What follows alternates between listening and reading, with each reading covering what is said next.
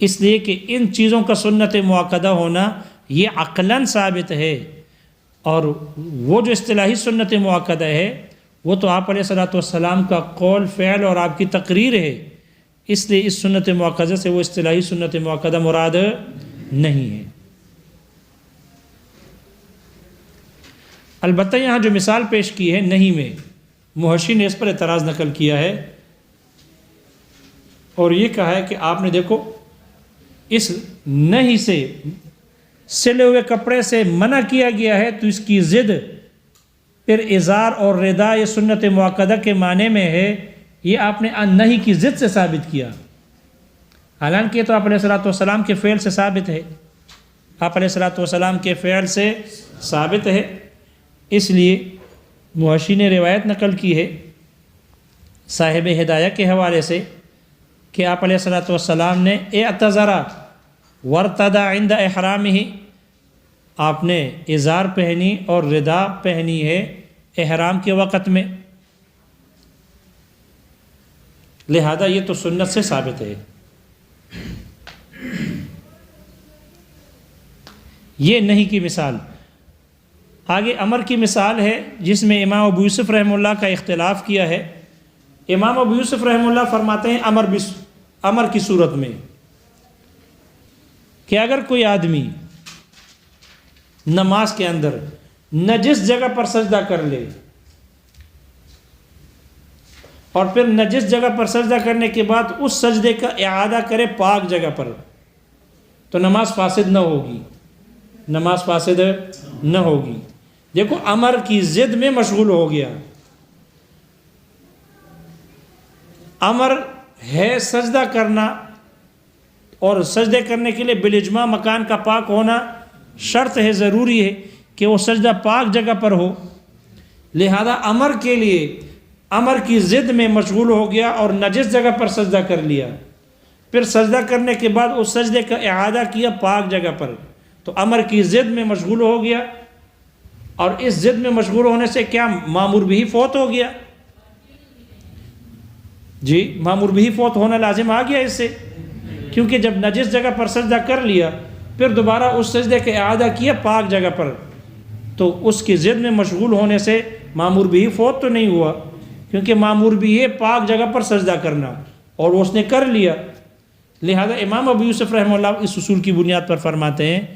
کہ اگر کوئی آدمی نجس جگہ پر سجدہ کر کے پھر پاک جگہ پر اس سجدے کا اعادہ کر لے تو نماز فاسد نہ ہوگی، کیونکہ مامور بھی کی ضد میں مشغول ہونا سے اگر مامور بھی فوت نہ ہو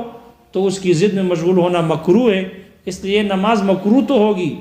لیکن فاسد نہیں۔ فاسد تب ہے کہ جب اس کی ضد میں مشغول ہونے سے مامور بھی کیا ہو، فوت ہو، اور وہ یہاں فوت نہیں ہوئی، اس لیے امام ابو یوسف رحمہ اللہ کے نزدیک نماز جائز ہو جائے گی، کیونکہ اس نے امر کی ضد میں مشغول ہو گیا، نجس جگہ پر سجدہ کیا، اور امر کی ضد یہاں حرام ہے، اور یہ جو حرمت ہے یہ مقصود بالامر ہے نہیں، شریعت نے پاک جگہ پر سجدہ کرنے کا حکم دیا ہے، اس کی حرمت اس امر سے مقصود ہے نہیں، جب یہ حرمت مقصود بالامر ہی نہیں ہے تو اس کی ضد میں مشغول ہونے سے نماز فاسد نہ ہوگی، کیونکہ دوبارہ اعادہ کر لیا اس کا، اس لیے نماز جائز ہوگی لیکن مکروہ ہوگی۔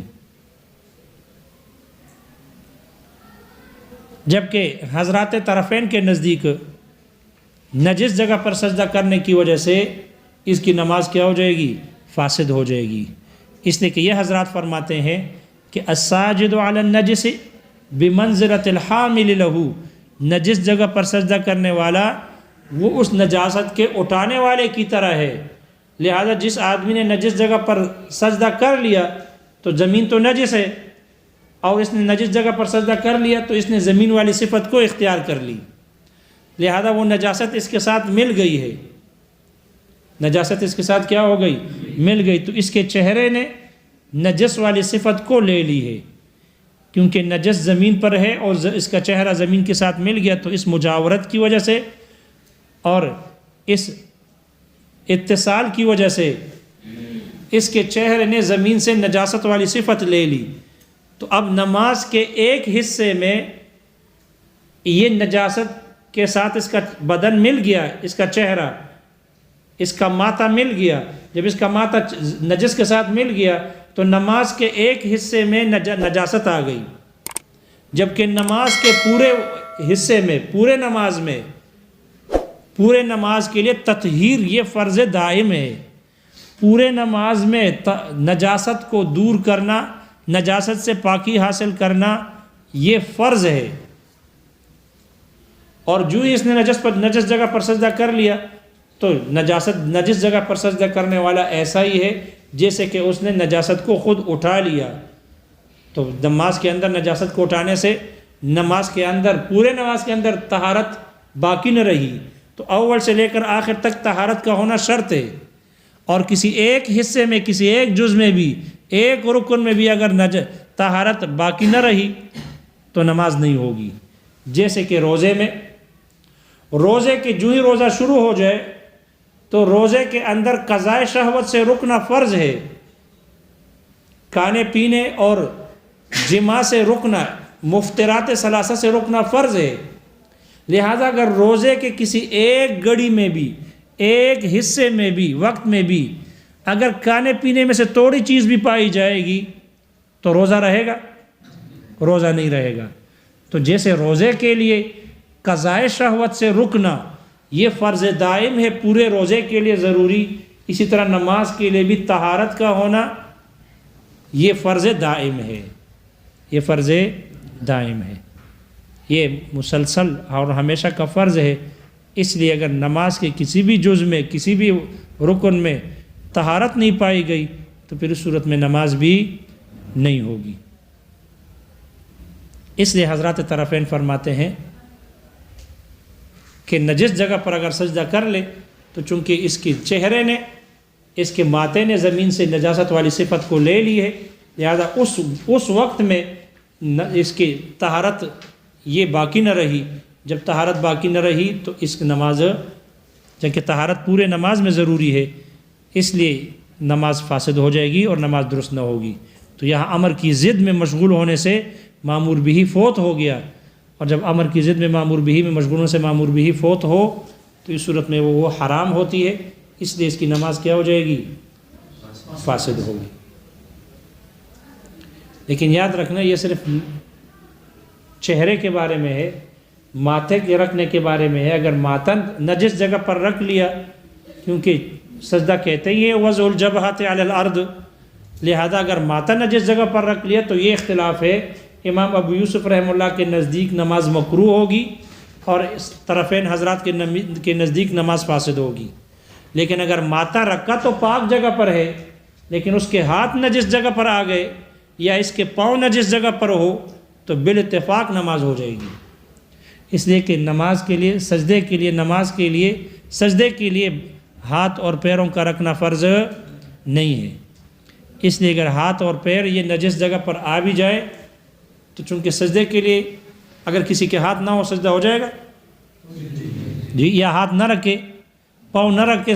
زمین پر اور سجدہ کر لے، سجدہ ہو جائے گا؟ کیسے ہوگا؟ یعنی کرسی میں جو بیٹھا ہوتا ہے، دیکھو نا، یہ سویا نہیں ہے، یہ سویا نہیں ہے، پاؤں اگر اوپر کر لے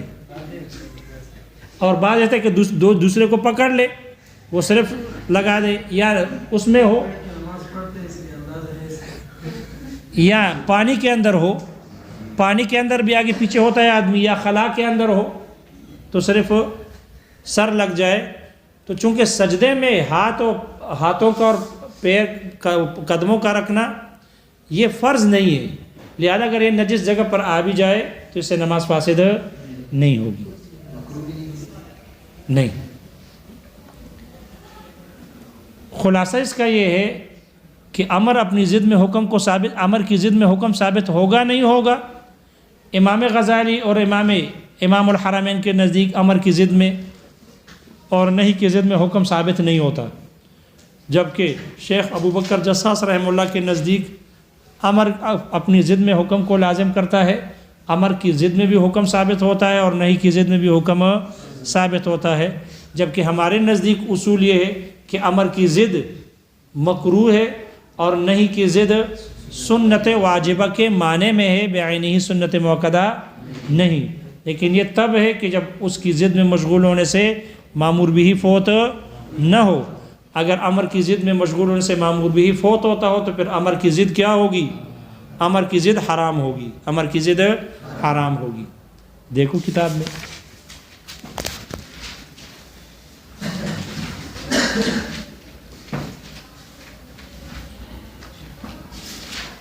وقیل الامر بالشیء، اور کہا گیا کہ کسی بھی شے کا حکم دینا،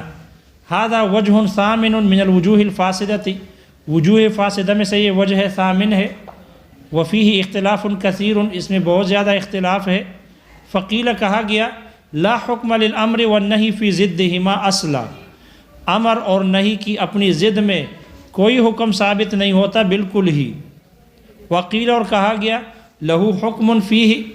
اس امر اور نہی کی ضد میں حکم ہے، ثابت ہوتا ہے۔ وہو، اور وہ یہ کہ ان الامر بالشیء، کسی بھی شے کا حکم دینا، یقتضی، یہ تقاضا کرتی ہے، النہی عن ضدہ، اس امر کی ضد سے نہیں کا تقاضا کرتی ہے، والنہی عن الشیء، اور کسی بھی شے سے نہیں کرنا، یکون امرا بضدہ، یہ اس کی ضد کا حکم ہوگا، فیدل الامر علی تحریم ضدہ، اس لیے امر اپنی ضد کے حرمت پر دلالت کرے گا، والنہی علی وجوب ضدہ، اور نہیں یہ اپنی ضد کے واجب ہونے پر دلالت کرے گا۔ فإن کان لہ ضد واحد، پس اگر ان دونوں میں سے ہر ایک کے لیے ایک ایک ضد ہو، فبہا، تو ٹھیک ہے۔ وإن کانت لہ اضداد کثیرۃ، اور اگر ان کی ضدیں بہت ساری ہوں، ففی الامر، تو امر کی صورت میں، یحرم جمیع اضدادہ، اس کی تمام ضدیں حرام ہوں گی، وفی النہی، اور نہی کی صورت میں، یکفی لہ الاتیان بواحد من الاضداد غیر معین، ان کے اضداد میں سے کسی ایک غیر معین کو بجا لانا یہ کافی ہوگا۔ وہذا ہوا مختار الجساس، یہی مختار مذہب ہے امام جساس رحمہ اللہ کا۔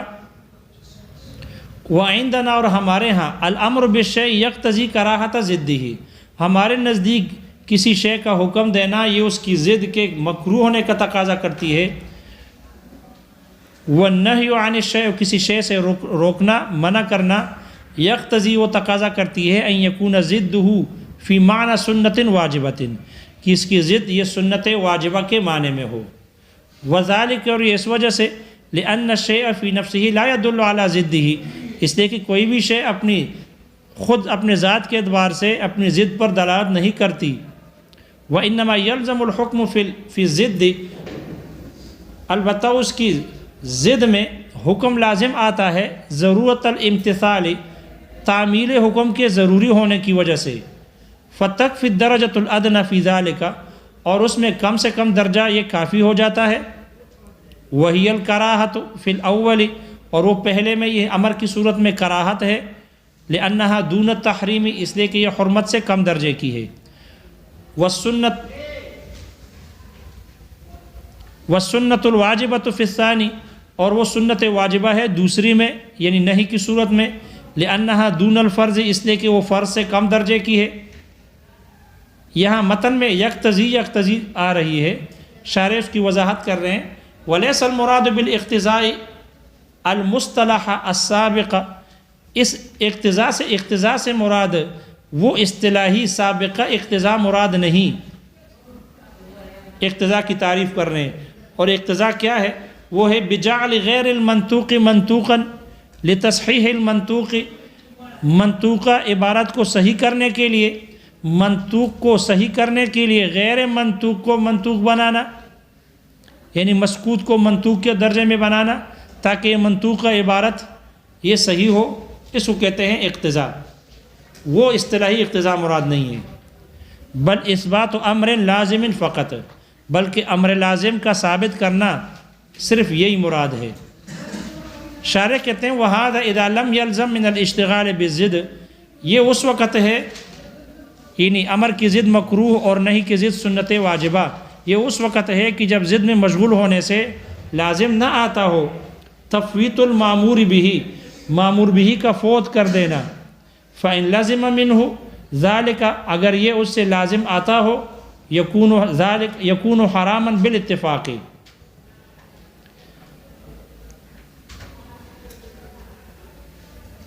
فَإِن لَزِمَ مِنْهُ اگر یہ ان سے لازم آتا ہو کہ ضد میں مشغول ہونے سے فوت ہونا، تو ذَلِكَ يَكُونُ حَرَامًا بِالاتفاق، فَإِن لَزِمَ مِنْهُ ذَلِكَ اگر وہ تفویت اس سے لازم آتا ہو، يَكُونُ حَرَامًا بِالاتفاق، تو پھر اس کی ضد میں مشغول ہونا بالاتفاق یہ حرام ہوگا۔ شارح کہتے ہیں وَهَذَا مَعنَى مَا قَالَ، یہی معنی ہے اس کا جو مصنف نے فرمایا، وَفَائِدَةُ هَذَا الْأَصْلِ، اس اصل اور قاعدے کا فائدہ یعنی حاصل یہ ہے، فائدہ بمعنی حاصل کے، خلاصے کے، ان التحریم لما لم يكن مقصودا بالامر،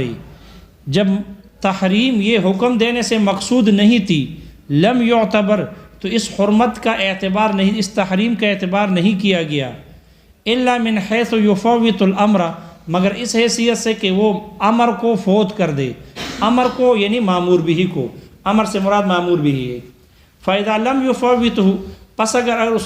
وہ معمور بھی کو فوت نہ کرے، کَانَ مَکْرُوحًا تو پھر اس کی ضد یہ مکروہ ہوگی، کالامر بالقیام جیسے کہ قیام کا حکم ہے، یعنی الی الرکعۃ الثانیۃ بعد الفراغ الاولی، پہلی رکعت سے فارغ ہونے کے بعد دوسری رکعت کی طرف کھڑے ہونے کا جو حکم ہے، او الثالثۃ یا تیسری رکعت کے لیے بعد فراغ التشہد، تشہد سے فارغ ہونے کے بعد، لیس بنہی عن قعود قصدن،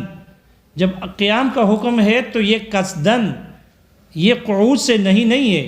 حتیٰ اذا قعد یہاں تک کہ اگر کوئی بیٹھ جائے، ثم قام پھر کھڑا ہو جائے، لا تفسد صلاتہ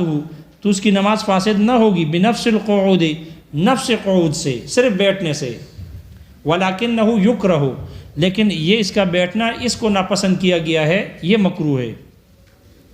لأن نفس القعود اس لیے کہ صرف بیٹھنا، محض بیٹھنا، اور وہ ہے وہ قعود مقدار تسبیحۃ، اور وہ ایک تسبیح کی مقدار کا بیٹھنا ہے، لا یفوت القیام یہ قیام کو فوت نہیں کرتا، فیکرہ اس لیے یہ مکروہ ہوگی، وَإِن مَكَثَ كَثِيرًا لیکن اگر وہ بہت زیادہ دیر تک ٹھہرا رہے، بحیث اس طور پر کہ ذہب اوان القیام اس طور پر کہ قیام کا وقت ہی چلا جائے، تو یفسد الصلاۃ پھر یہ نماز کو کیا کر دیتی ہے، فاسد کر دے گی، یہ نماز کو فاسد کر دے گی۔ اس پر محشی کو اشکال تھا کہ قیام کو کوئی وقت منحصر کوئی مخصوص اور مقررہ وقت ہے نہیں کہ وہ فوت ہو جائے۔ شارح کہتے ہیں منہا ہونا ظاہرہ یہاں سے یہ بات ظاہر ہوئی، ان الاشتغال بالضد فی الوقت الموسع للصلاۃ نماز کے وسیع وقت میں اس کی ضد میں مشغول ہونا، یہ لا یحرم یہ حرام نہیں ہے، وفی الوقت المضیق لہا اور نماز کے تنگ وقت میں یحرم یہ حرام ہوگا، وَإِن كَانَ ذَلِكَ الضِّدُّ فِي نَفْسِهِ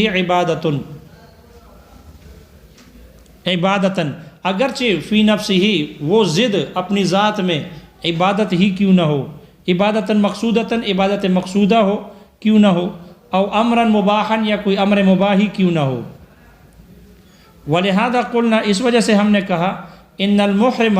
محرم آدمی کو لما نہیا جب ان کو منع کیا گیا عن لبس المخیط سلے ہوئے کپڑے کے پہننے سے،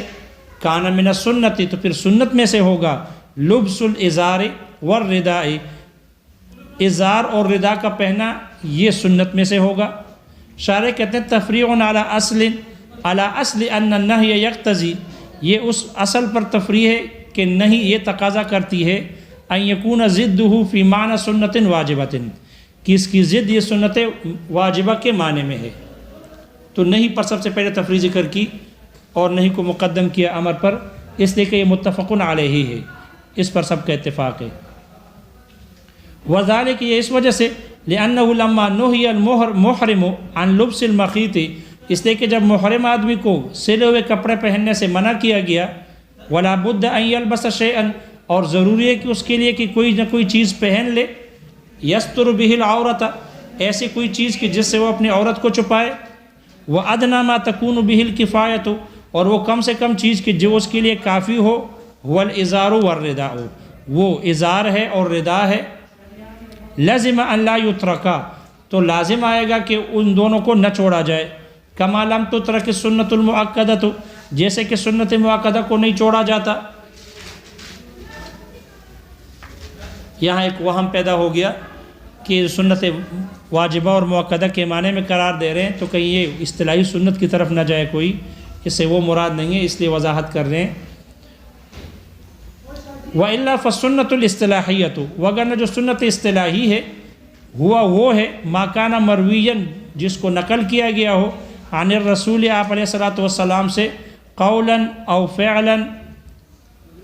قولاً اور فعلاً نقل کیا گیا ہو، سنت اصطلاحی وہ ہے۔ لا ما یثبت بالعقل، نہ کہ وہ کہ جس کو عقل سے ثابت کیا گیا ہو، ثابت کیا جاتا ہو۔ وقال ابو یوسف، اور امام ابو یوسف رحمہ اللہ نے فرمایا، شارح کہتے ہیں ماتن کا یہ متن عطف ہے علی قولہ قلنا، اس کے قول قلنا پر عطف ہے، وتفریع علی اصل ان الامر یقتضی کراہۃ ضدہ، اور یہ تفریع ہے اس اصول اور قاعدے پر کہ امر اپنی ضد کے مکروہ ہونے کا تقاضا کرتی ہے، یہ اس پر تفریع ہے، علی غیر ترتیب اللفظ، لفظ کے ترتیب کے بغیر ہے، یعنی لاجل هذه القاعدۃ، اس قاعدے کی وجہ سے، قال ابو یوسف خاصتاً، خاص طور پر امام ابو یوسف رحمہ اللہ نے فرمایا، ان من سجد علی مکان نجس، جو آدمی کسی نجس جگہ پر سجدہ کر لے، لم تفسد صلاته، تو اس کی نماز فاسد نہ ہوگی، لأنہ غیر مقصود بالنہی، اس لیے کہ یہ نہیں کرنے سے مقصود نہیں ہے، وإنما المأمور به فعل السجود علی مکان طاہر، البتہ معمور بھی وہ پاک جگہ پر سجدے کا کام فعل کرنا ہے، یعنی سجدہ کرنا ہے، فإذا أعادها على مکان طاہر، پس جب وہ اس سجدے کو لوٹا دے پاک جگہ پر، جاز عندہ، تو امام ابو یوسف رحمہ اللہ کے نزدیک یہ نماز جائز ہے، فالاشتغال بالسجود علی مکان نجس، اس لیے ناپاک جگہ پر سجدے میں مشغول ہونا، یکون مکروہا عندہ، یہ ان کے ہاں مکروہ ہوگا، لا مفسدا للصلاۃ، نہ کہ نماز کو فاسد کرنے والا ہوگا، لأنہ لم یفوت المامور به حین اعادها، اس لیے کہ جس وقت اس نے اس کو لوٹایا تو اس نے مامور بھی کو فوت نہیں کیا۔ وقالا، اور حضرات طرفین نے فرمایا، الساجد علی النجس، نجس جگہ پر سجدہ کرنے والا، بمنزلۃ الحامل لہ، وہ اس نجاست کے اٹھانے والے کی طرح ہے، اے للنجس، یہ نجاست کو اٹھانے والے کی طرح ہے، لأنہ اذا سجد علی النجس، اس لیے کہ جب وہ نجس جگہ پر سجدہ کر لے، اخذ وجہہ صفۃ النجس، تو اس کا چہرہ وہ نجاست والی صفت کو لے لیتا ہے، لأجل المجاورت، اس مجاورت کی وجہ سے، فلم توجد الطہارۃ فی بعض اجزاء الصلاۃ، اس لیے نماز کے بعض اجزاء میں طہارت نہیں پائی گئی، یعنی اتصال نہیں پایا گیا طہارت میں، طہارت تو ہے لیکن طہارت میں اتصال نہ رہا، درمیان میں انقطاع آ گیا۔ والتطہیر عن حمل النجاست، اور نجاست کے اٹھانے سے پاک کی حاصل کرنا، فرض دائم، یہ ہمیشہ اور مسلسل فرض ہے، ہمیشہ کا فرض ہے، فیصیر ضدہ مفوتا للفرض، اس لیے اس کی ضد وہ اس فرض کو فوت کرنے والی ہوگی، کما فی الصوم، جیسے کہ روزے میں ہوتی ہے، فکما ان الکف عن قضاء الشہوۃ فرض فی الصوم، جیسے شہوت کے پورا کرنے سے رکنا یہ روزے میں فرض ہے، والصوم یفوت بالاکل، اور روزہ کھانے سے یہ فوت ہو جاتا ہے، فی جزء من وقت ہی، اس روزے کے وقت کے ایک جز میں کھانے سے وہ روزہ فوت ہو جاتا ہے، فکذلک الکف عن حمل النجاست فرض فی الصلاۃ، اسی طرح نماز میں نجاست کے اٹھانے سے رکنا یہ فرض ہے، وہو یفوت بالسجود علی مکان نجس، اور وہ نجس جگہ پر سجدہ کرنے سے فوت ہو جاتا ہے، فتفسد، اس لیے نماز کیا ہو جائے گی؟ فاسد ہو جائے گی۔